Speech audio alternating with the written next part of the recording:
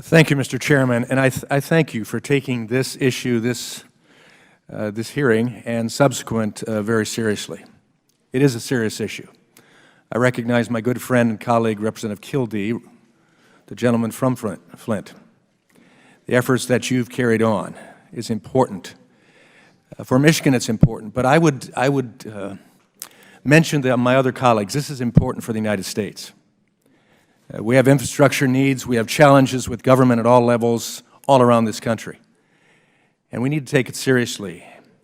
And so to Mr. Kildee, thank you for raising this. The Flint water crisis is indeed a human tragedy. It's not a natural disaster. It's a human disaster brought on by failures of humans, but I think as well brought on by failures of government at all levels. And we are here as a government oversight and reform committee to do the very thing that's necessary, to do oversight and then reform, to make it right where we can. Sadly, as I think of it as a grandfather and father, I wouldn't want my kids or my grandkids to have to drink this type of water. It's not the thing we should expect in America, especially. But it has happened.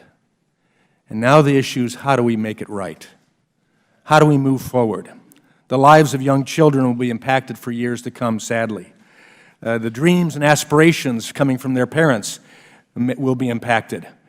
We're here today to find answers, to get answers, and help for the people of Flint, but also for the people of the United States.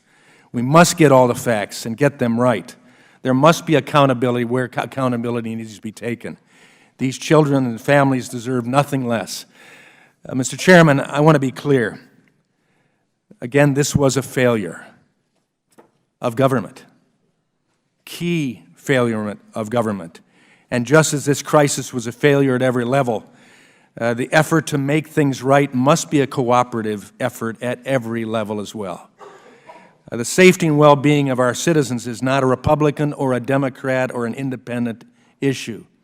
It's a human issue. It's an American issue that affects Americans' lives. Politicizing this tragedy won't solve the problem, and it won't help the children of Flint. I make my commitment, Mr. Chairman, I make it to you, Mr. Kildee, as well, that this will be an effort that's bipartisan, and I think you've seen our delegation step up, even this morning with the introduction of legislation to assist in this deal.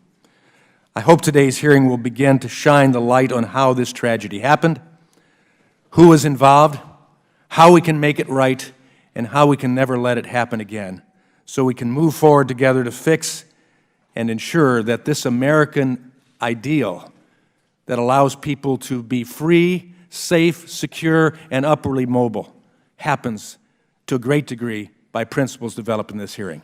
Mr. Chairman, I thank you and I yield back. Thank you.